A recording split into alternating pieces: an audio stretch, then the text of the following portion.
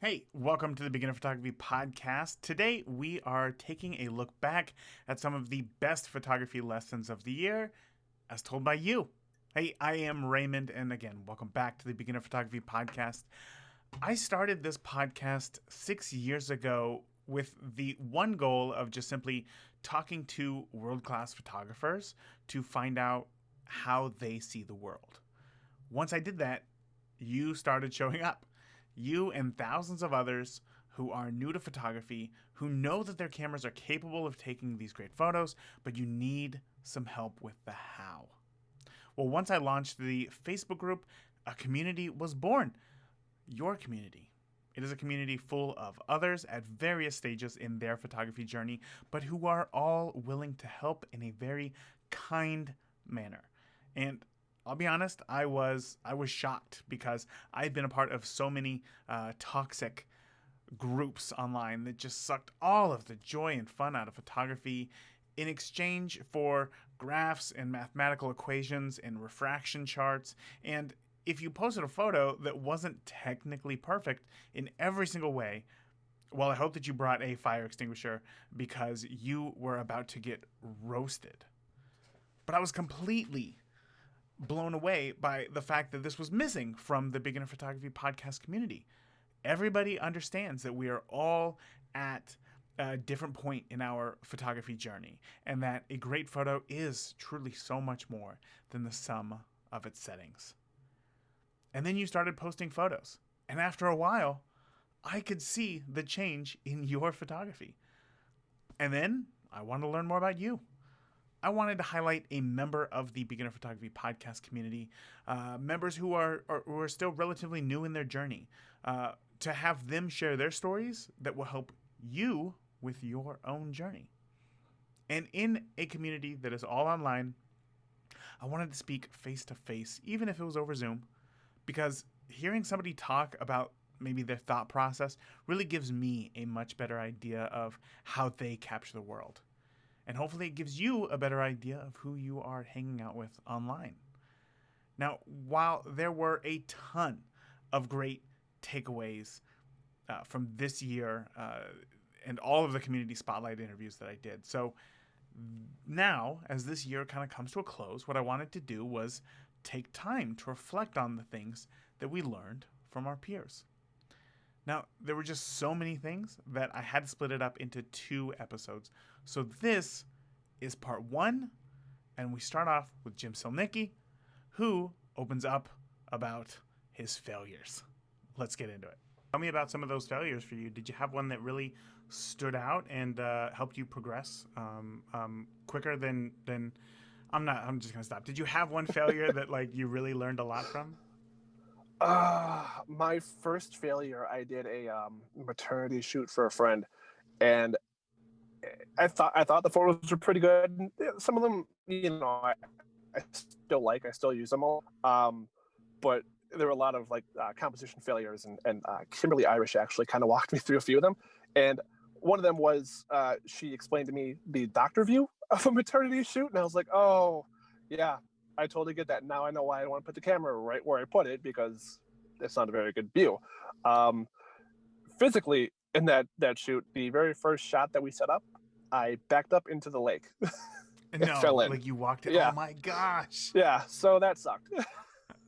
That is a great way to start off a shoot, right? And then Yeah. just tell them like, well, now we're gonna be real careful about this. Oh yeah. And if anybody knows the water in Lake Michigan around Milwaukee, around the Summerfest grounds, like it's not good. There's all sorts of garbage, and we won't even get into it. But I smelled awful for a little while. Jeez. So that was fun. Did you ever get any referrals from that couple at all?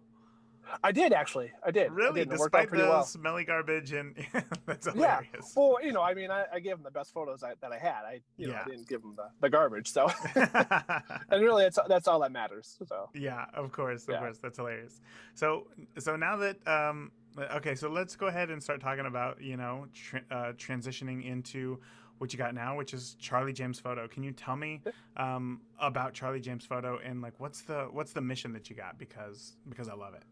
Yeah. So Charlie James Photo is actually named after my son, Charlie. again, main reason I'm still shooting is because I want to take those memories of my son being young and just growing up. Um, the the big thing that I've been telling people right now, it's kind of turned into my motto, is turn your moments into memories. And it's kind of from your slogan as well. But I figured it's so good, I use it myself. Just kind of Absolutely. Yeah. make some tweaks off that. So in Greendale, yeah, exactly, yeah. So in Greendale, I've been kind of talked about a lot as the guy who doesn't just take the photos. He actually like wants to, I want to get to know my clients. I send them all questionnaires. And I talk to them. I talk to them before the shoots and just kind of get to know them that way a little bit. And then even after the shoots, I still stay in contact with them, even if they don't want to book with me anymore. Say, you know what? Hey, we shared this moment together. We're connected no matter what now. And it makes for a better session. It makes it more personable. Tell me more about that. Like, where did you get these ideas to make your sessions more personable? To be honest with you, I love people. It may sound crazy, but I actually like people. I like just talking to people. I like getting to know people and get inside people's heads. In my professional life, my 9 to 5, I am a fraud investigator. So I deal with some of the worst people that you could probably ever imagine. So getting to know people face to face, just on a personal level, it's great for me. It's a whole big different change. And I love that part of the whole game. I would imagine that most times at like a session, people aren't specifically trying to lie to you and deceive you like you would in your normal job. Yeah. So it must be like this breath of fresh air. Like, oh, this is fantastic. And I'm getting paid to be here and shoot. This is awesome. Exactly. It's great. Yeah. Yeah. So tell me how you plan to, where you plan to take Charlie James Photo, because, or I guess, like, what is it that do you have a primary focus with Charlie James Photo, or are you shooting a little bit of everything right now? How's that going for you? So I've been shooting a little bit of everything right now just because of the COVID lockdown. I've been trying to keep my family safe and other people safe as well. We both have people who are high risk in my family, on her side and on my side, my wife's side and my side, I should say. So we've been kind of doing my own thing for a little while, just shooting like a lot of streets. I've been learning a lot of shutter exposures, or I'm sorry, long exposures, I should say. So that's been a lot of fun.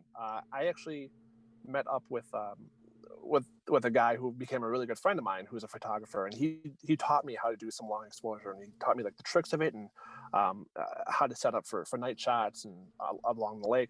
So that's been a lot of fun. But anyways, the main point of Charlie James is family photography. Senior photos has been really big for me lately. Something I love to do.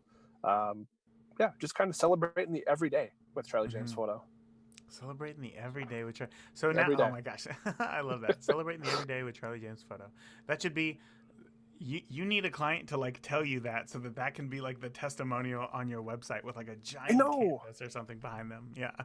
I know, and the worst part about this whole COVID thing is like I couldn't get any kind of testimonials lately because like nobody's been wanting to shoot. So I'm using testimonials from like a year and a half ago. So I really need to get that going, but I have some sessions booked up coming up the next month or two, so we should be all right. Awesome. Talk to me about weddings. Weddings isn't something that you want to do, right? Oh my God. Yeah. I'll tell you right now, you and Kim and Kara, you guys are tough, man. Cause I could not handle a wedding on my own. There's no way I could do that. I shot a very small 4-person wedding, last year. And I was nervous just for that one. And it was just shooting portraits. I was like, if I screw this up, like they're gonna be pissed at me. So to get like a 6-month plan going on, there is just no way I could do that. I think you could. I don't think that you're giving yourself enough credit. Okay, let me rephrase that. I don't think I'd want to do that because I don't want to screw up somebody's big day. Like my wife and I, we had a very small wedding because like we're not like the big to do people. So like when other people do it, it's crazy to think like this is what they're spending their money on. Yeah. Well, what is it? I forgot who said it, but so, there's a very popular, I guess it's a phrase, I guess, or a sentiment in business that like you are not your ideal client. right? Yeah. So me and my wife, I mean, we had a small wedding as well. It was supposed to be an outdoor wedding, but it rained. So like last minute, it was kind of amazing. Everybody came together, and we found my wife's grandma was in the automotive union. So like the the union hall was like, you can just have the union hall and like have your wedding here, and Oh, we're like, nice. okay, like yeah, it's raining outside. But yeah, I mean, it was not a wedding that like I we didn't even have a wedding photographer. Like we just hired like my friend from California. I paid for his plane ticket to come out. Um, and now like I look at the weddings that like I go to, and I think to myself like I can't believe the people are doing this. Like this is crazy. But you know, I think when we think when we can separate ourselves from the service that we deliver, it becomes a whole lot easier to do that. You know, and to be able to deliver just great stuff. I don't know where I was going with that. I guess that was just a No, story about my life, and yeah, no, I completely agree with you. Like, you have to separate your personal thoughts from the business. Absolutely. Um, I yeah, I don't know if I could do that in that situation. Like, so there's a really good wedding photography company that did my friend's wedding, and she told me that she paid $15,000 for it, and I'm just like, that would be awesome to do. I would love to charge that much money, but man, that is a lot of responsibility. That's a lot of pressure to nail every single shot. it's always such a fun conversation with Jim. Jim, thank you so much for that. Next up, we got Sandra, who talks about discovering her creativity through the Beginner Photography Podcast Daily Photo Challenge. There's obviously kind of two camps when it comes to photography: those who do it just for the artistic expression, and those who, you know, one day aspire to make money with their camera. What camp would you put yourself in? It would be fantastic to make money with it. I know, around here, the normal, let's say, or the more common way to make money out of photography is photographing events. You know, your wedding, your engagement, communions, things like that. But I hope to find another alternative, because I like the more, maybe the product photography. So an area where you could also make money. But the artistic part of it is very interesting. That's something I actually discovered about myself this past year. Following the daily challenge. Not every day, obviously, because I'm I not don't think anybody did yet. but there was the situation pushed me pretty much to be creative, and I'm happy of some photographs I took. My husband actually asked me, were you always that creative? I was like, no, I never considered myself creative, but that one turned out nice. So like, that'd be nice to be able to follow that a bit more, a bit deeper. And if that would make money, that would be fantastic. So it's just um kind of I still have a lot to learn, to find out about where I'm going or what I can do. So I feel I'm at the start of my journey. Well, I'm a bit into it. It's not the very beginning, but there's still a whole lot of road ahead. Of course. I feel the exact same way. It's going to last for a long time for sure. So, would you consider yourself today to be creative? um uh, a bit more than I did consider myself before. Yeah, I still think that there's so much more that people do, that I see other people, or sometimes one of those days of the daily challenge that it's late, the light outside is gone, those short days, and I'm like, oh, I still haven't taken my daily photo. What am I gonna do? And turn to the internet, find what do I photograph today? And a lot of the times I did get inspiration from the internet. People that put things that are really creative. I still have some in my mind, like, I'm like, oh no, I need different lighting, like get a flash, or get the I don't know, different things to create what you could see there. But sometimes I actually did I suppose get inspired from those photographs to do my own composition, my own thing. So there's a lot to learn, but I think it has actually developed my creativity, Well, which is that's a good good. thing. Of course. Yeah, I don't think if anybody said that they were today more creative than they were last year, that that would be ever used in some sort of negative context. So Yeah. it's always good to be more creative, to see the world a little bit differently. Oh Uh, yeah. and you mentioned there a few times the daily photo challenge, and I want to talk about that because you kind of took over the group, and we're going to get into that. But first, I want to know, why did you decide to join the daily photo challenge in the first place? You had already been shooting for a year or so. What were you hoping to get out of the daily photo challenge? I suppose practice. You know, I always like a challenge. And that was a really steep challenge because I wasn't taking my camera out every day. I knew that I needed to practice more, because if I don't practice, you know, you get to make all those mistakes that start getting into your head, that you're like, that's what I did last time, so now I can change it. Like, you're being aware of that. But if you don't do it every day, you just take your camera, I don't know, every month or so, or every time I had the lesson, and he's like, you did homework, and we're like, oh, there was homework. So I guess what I wanted was a bit of a push to push myself, that I actually need this practice, or I'm not gonna be able to improve as quick as I might. Of So course. yeah, that was kind of like the thing behind, was get myself to pick up the camera more often. What better way than a daily challenge? Yeah, no kidding. What was your biggest struggle throughout the year? um I think especially at the beginning, we're still cold, and you don't go out, the days are short, and as I said, I don't have lighting equipment, so needed everything to be with the daylight. And a lot of the time I'm like, what am I going to photograph? What is it? That kind of lack of inspiration, that creativity bit again. It's like, what is it? I've already done the flower here, or the plant there. It's like, what else? What else is there? So that was a bit of a struggle at the beginning. Spring arrived, and like all the bugs and all the flowers got photographed in the garden. So that made it a bit easier, in the sense of the daily practice. You're okay to take the camera out, because there'll be something that you'll find something to photograph.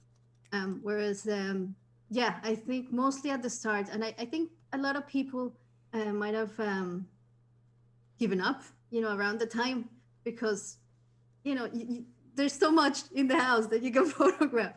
Then again, you realize there is loads more to photograph. You just have to find it and a different light and a different angle. But yeah, that kind of like the inspiration of, and also because it's a bit counterintuitive, because it is a very supportive community. But I saw a lot of the people posting had their kids, pictures of their kids doing this, that at the playground, and that. It was like, well, you have a never-ending, supply of things to photograph, because kids, always do things and funny stuff and everything, and you're around them all the time. And I felt a bit at a disadvantage, because I didn't have kids to photograph. So yeah, it kind of got a bit frustrating at times, when you're like, okay, what do I do now? What do I do now? So yeah, it was. I needed to push myself harder. When you saw everybody had something to photograph and I didn't. I didn't need to compare myself to others, but I did. So that made it harder.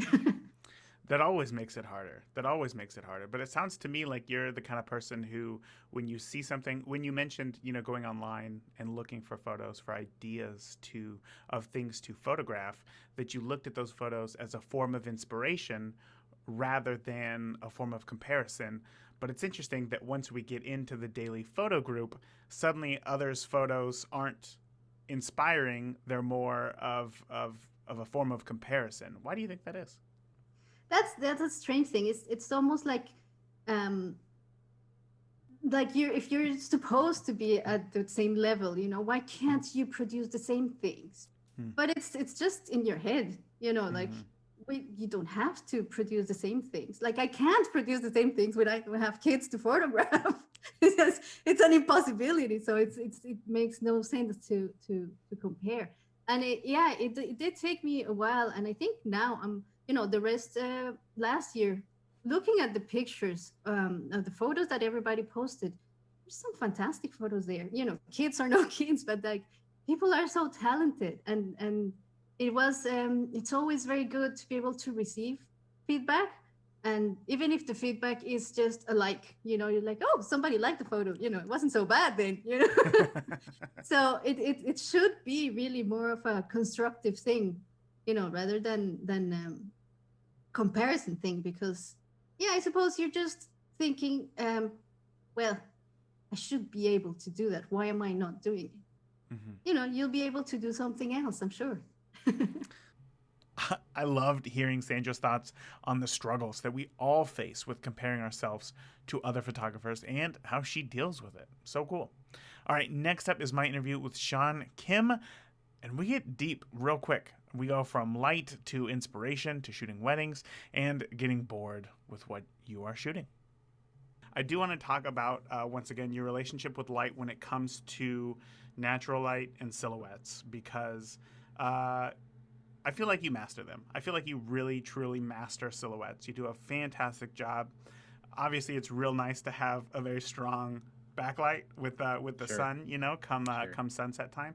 But even when I was looking at some of your earliest, mountainscape photos, you always focused on the light, and whether that be very early in the morning and lots of atmosphere, and we can see different layers of mountain ranges, I suppose we could see. You always, I felt like, had a very strong understanding of light. Can you talk to me a little bit more about that? Like, was there a time when you realized the importance of light, or was it just more organic than that? I think it was organic, because even now, trying to figure out how all these things work technically. I don't think I have that understanding, but seeing the scenery itself and knowing how it's gonna work, um, I just follow through what's there. I think that's how it is. I mean, even with the silhouette at the beach, I can't control the beach. I can't control people to stay here, stand there. Then it's not natural. So I think my eye just began to develop what's good and what's bad image. Mm-hmm. So over time, it's just exercising my own vision, and then putting that into practice. And that, a lot of times, let's say I took like 50 photos during the sunset time. I'll go home. Chances are I'll have like one image for sure. Sometimes none. But then I try to figure out, okay, why did this not work? Was it lack of composition? Um, is this too much distraction? Is the person too small? It's all those things I try to figure out. And you're cropping things like here and there, and of course, thanks to the medium format camera, you can crop it as much as you can. Yes. So there's a benefit of that. Sometimes even though I thought it was a bad image, by cropping much, it's like, okay, that works. So that kind of helps. Interesting. How often would you say that? How close is the image that you get in camera versus the image that you deliver? What do you mean? Like when you talked about cropping there a lot. How close is the image, like when you're finished with an image and you're like ready to post it on Instagram or in the Facebook group? How close is that image to the actual image that you captured? So I guess how much? So it's pretty rare that I crop, Mm-hmm. but there are times that I do crop quite a bit. But Mm-hmm. it's I would say about 90% of the times it's what it is. Yeah. Yeah. Only difference is maybe like it's a square crop or 4x5 or 4x3, 3x4. What about Those like the actual editing of your images, as far as like exposure, all these things? How much? Talk to me a little bit about your editing workflow. a lot of times it works completely as how it is, just by converting to black and white and then controlling the highlights and shadows a little bit here and there. Um, that's a finish. But Mhm. sometimes by adding a little bit of masking, it helps to bring out the light more. Um, so, for instance, if I'm taking photo of a uh, sunlight in the background, chances are the strip of the beach, the water in the ocean, it's kind of darker. So Yeah. what I do is I'll mask the ocean and then bring up the highlight a little bit to um, bring more life to a silhouette person in the background or the one in the front. Because otherwise, the person is kind of blend in with the ocean itself, so you can't really see the person itself. So those kind of things I adjust here and there. Yeah, Yeah, you don't want, if somebody's already small, you don't want them blending into the ocean for sure. right. Yeah. Uh, I want to know what you're struggling with right now. Like, what's something in photography that that you struggle with on a daily basis to go out and shoot? Um, I'm kind of bored out. Really, you're feeling kind of bored with photography. No, no, no. I kind of feel bored with this taking photos of small people. What is it that inspires you to go out and take photos? Why do you keep doing it? Mm, great question.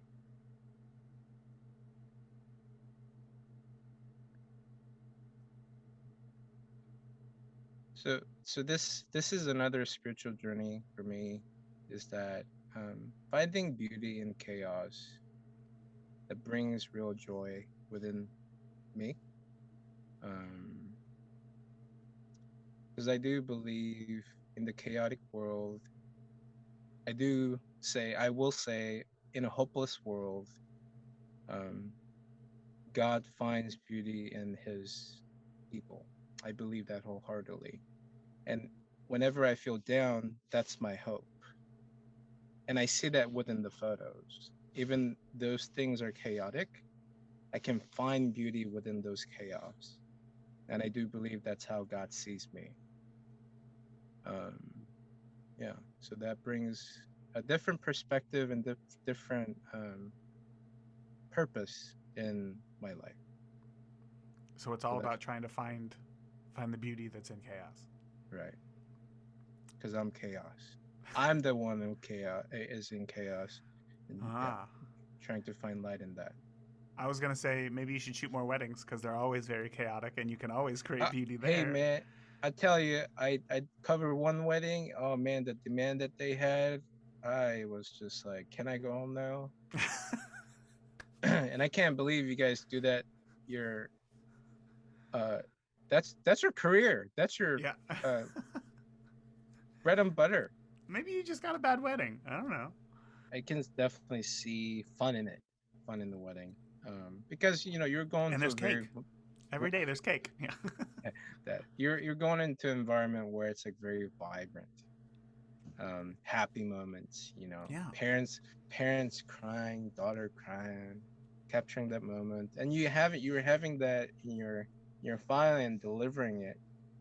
They may see it and see it beautiful, but at the same time, if they see those photos down the road, um, it will have greater meaning to them. So I can definitely Sure. see the benefit of shooting a wedding So do you with the think that medium you might format. try it again? Uh, yeah. I mean, if people want to hire me, That's the next step. That's a whole nother interview. That's a whole nother yeah, discussion right yeah, there. yeah. John, if you're listening, we miss you and I hope that you are doing well. Next up is my conversation with Kim Irish and how she uses photography to serve her family. So then talk to me about that progression because in the beginning, you either started off shooting families or started off shooting newborns, and then you went pretty heavy on newborns for a while. And families are obviously big for your mini sessions and whatnot. While you were also doing weddings, you kind of had a lot of things going on. Tell me about how that went for you as far as doing all those things and then ultimately kind of deciding where you're at right now to focus on weddings. Well, honestly, it was just a process of kind of paring things down to see what would fit with my family. and our lifestyle. I'm a stay-at-home mom with 4 kids. I don't have a lot of time to be out. I can't have a studio because I can't be there all day and, just having people bringing their kids into me for pictures. I would love to have a studio someday. I love just using Flash in order to get nice crisp images that are pretty reliable. I definitely prefer shooting with Flash for that reason, but I don't have time for that. And I don't have time to dedicate an entire day to mini sessions, because an entire day of mini sessions really equates to, a week to a week and a half afterward of just editing nonstop in order to get those photos out in a timely manner for, Christmas cards or whatever. I don't have that time. And it's not cost effective with mini sessions really to send that editing out to an outsourcer. It doesn't make financial sense. Same with family sessions. I can't charge enough to really justify sending those family sessions out to be edited by somebody else. So really that's kind of why I decided weddings is really going to be the place for me. I still love newborns. I'm never going to say no to a newborn because they're just so squishy and cute. But for a couple of reasons, newborns are not really ideal for our family as well. It's a lot of time that I have to dedicate away from my family. And during that time, I have to have someone here to care for them. My husband's schedule is relatively flexible, but we like to be together when he's home and we like to see each other. So the wonderful thing about weddings is you can plan ahead of time. You talk to the couple ahead of time, quite a bit, but it's never you don't have to dedicate hours upon hours ahead of time. And then one day you go and you're there and you're fully on focus. Everybody expects not to talk to you that day. Nobody texts you, nobody calls you. You're like, I'm at a wedding. And so they ignore you for the day, which is wonderful.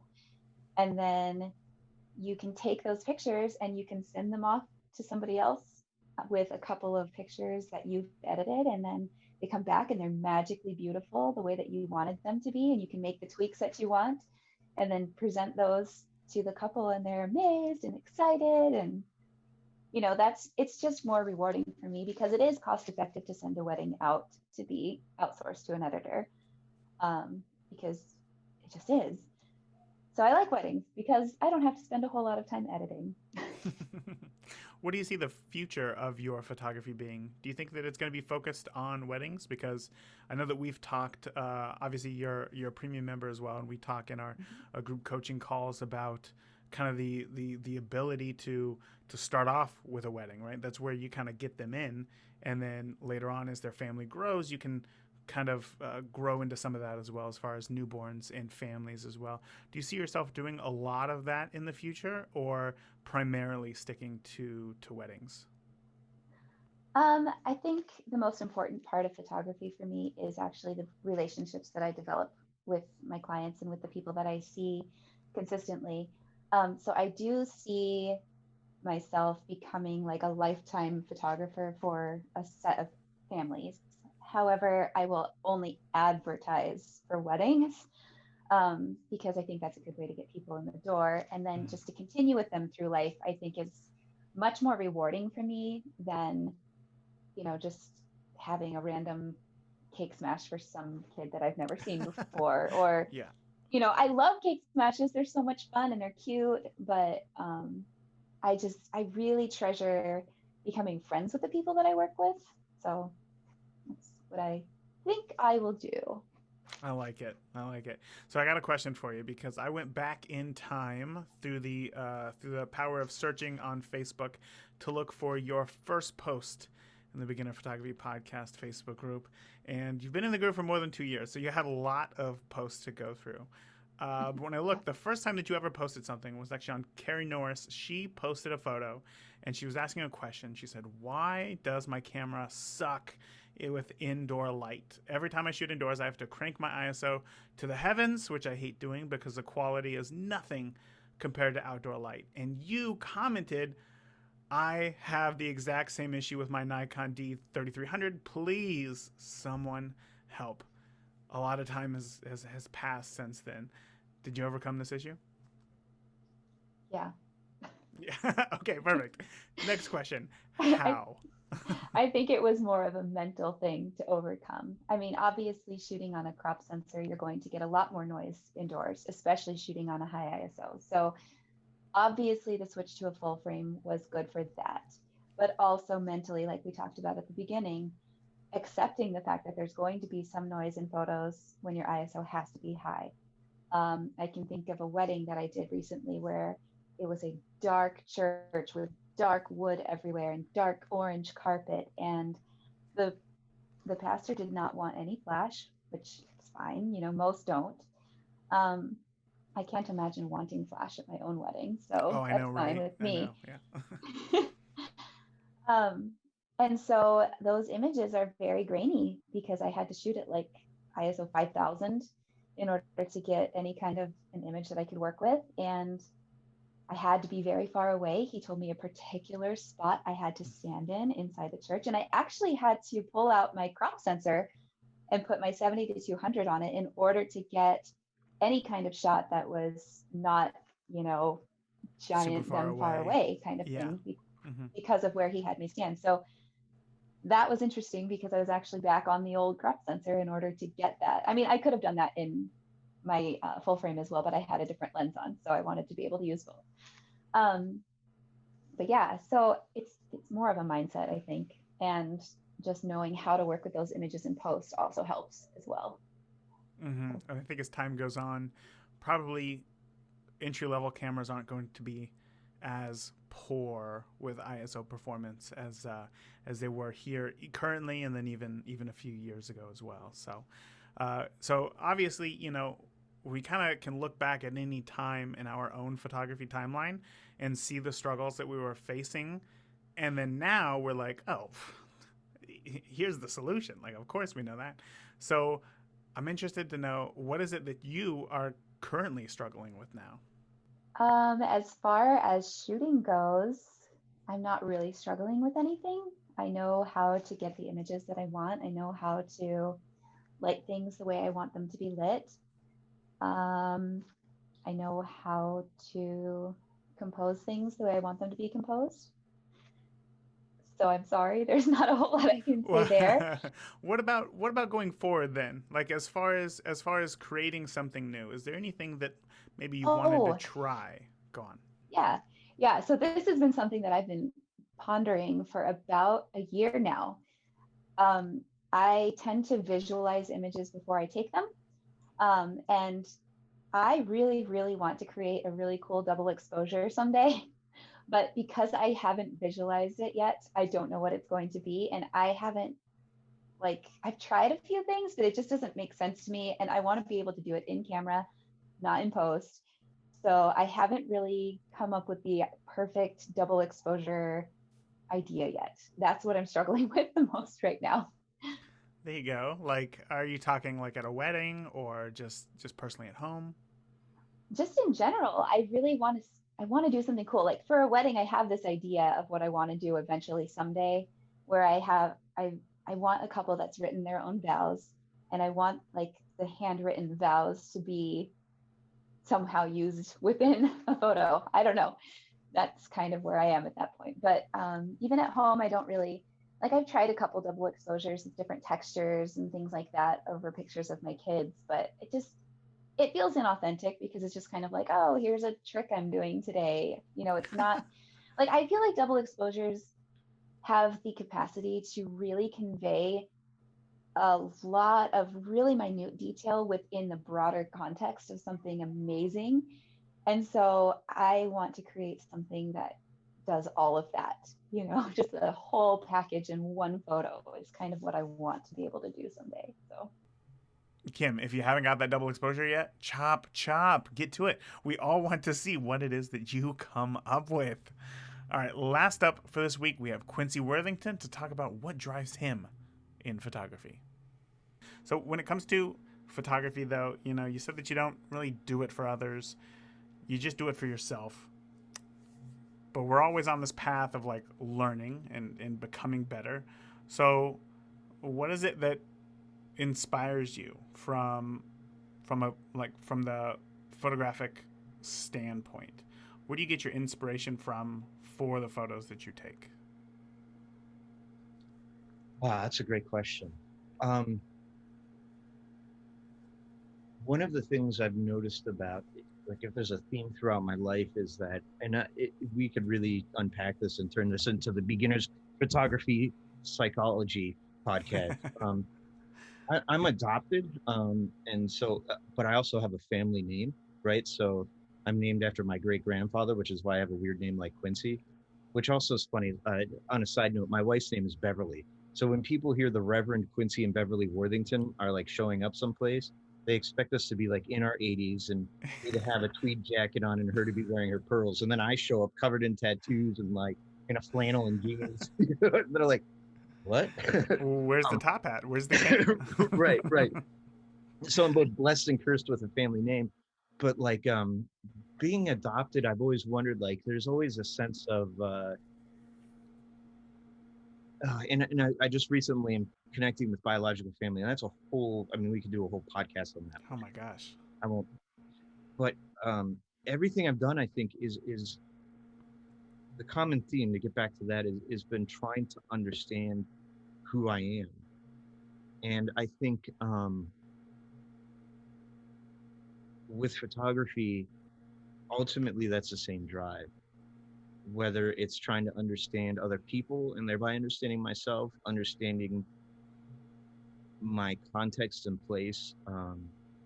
Both of my kids, or both of my boys who are into photography now, are um, on the autism spectrum, both extremely high functioning, but they look at the world differently than I do. And so photography, looking at their pictures, has helped me see how they're viewing the world.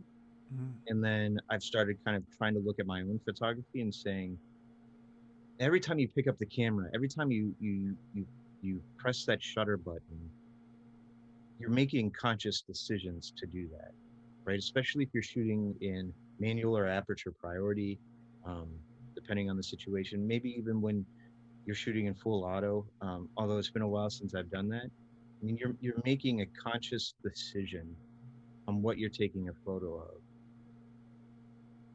And I don't always understand why I lift my camera to take a picture of something.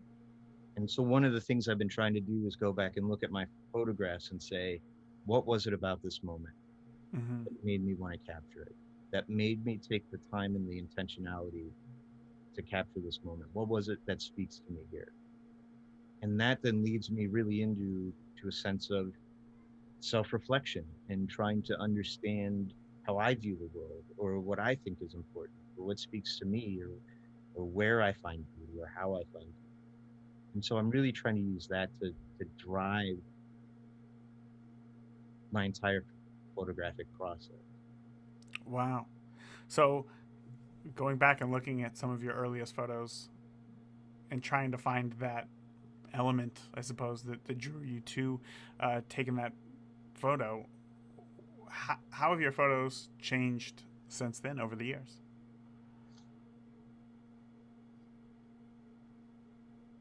I think they're less and less becoming about taking a photograph of something because I think it's pretty, and more because there's something about it that speaks to me, even if I don't know what it is that's speaking to me in that moment.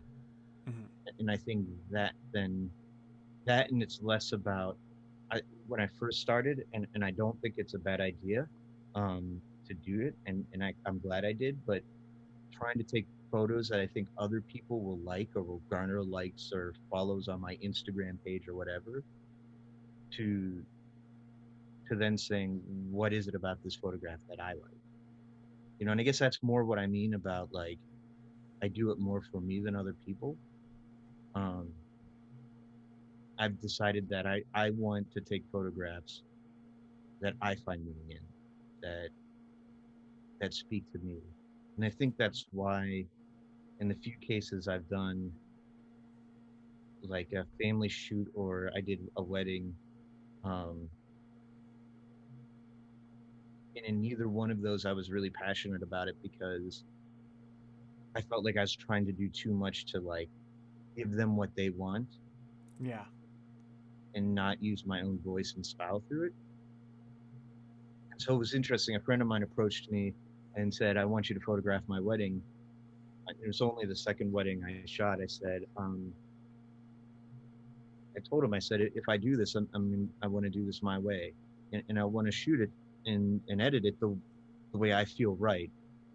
But know then that you're not going to get a traditional wedding photography session. And he said, that's exactly what I want. And so that's where I think when we have a vision as a photographer or an artist of where we want our work to go, and we find a client then that has a want or need for a service that meshes with our vision, I think that's where the magic really happens. And so those, I decided, are going to be the projects I really look for rather than any. Which is actually something that I find really inspiring about your photography, Raymond. I know this isn't supposed to be a podcast about you, but one of the things I always get blown away by following you on Instagram and some of your Facebook posts with your weddings is that you bring a very distinct and natural style to it, to where it really, it's an artistic expression. And yet you're doing quote unquote more traditional wedding photography, but you're able to marry those two together. And I don't think you find that in a lot of like quote unquote wedding photographers, you know. A lot of wedding photography I find boring. Not that I look at a lot of wedding photography, because that seems kind of weird to like, I'm going to check out this random person's wedding. But it all looks the same. It all looks cliche. It all has the same kind of like, this is what a wedding photograph is supposed to look like, you know. Where I think you're really melding the two well together. Thank you so much. Is there anything that maybe I didn't ask you today that you just want to make sure that new photographers know about getting started in photography? I find your passion and find what excites you and chase it.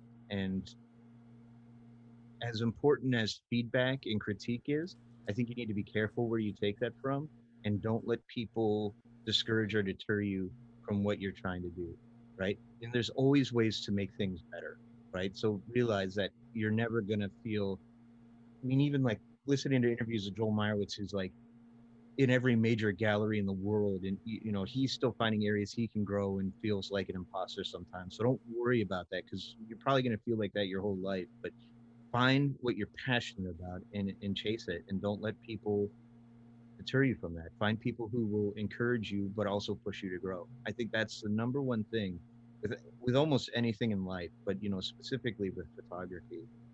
And then let that inform and influence who you are, how you understand yourself, and how you understand the world and your relationship to the world, right? I mean, I think that's really the search that every artist and every photographer is on. We could not have ended it any better than that. Quincy, thank you so much for your wisdom. And to you listening right now, I hope that you found this interview relevant to what you may be going through right now. And I really hope that you found something inspiring. And if you did, everyone you heard from today is in the Beginner Photography Podcast Facebook community. So don't be shy.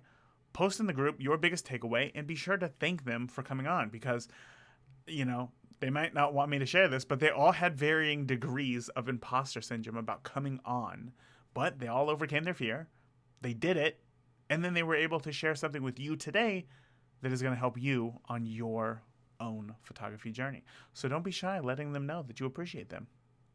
All right, that is it for this week. Until next week, keep shooting, stay safe.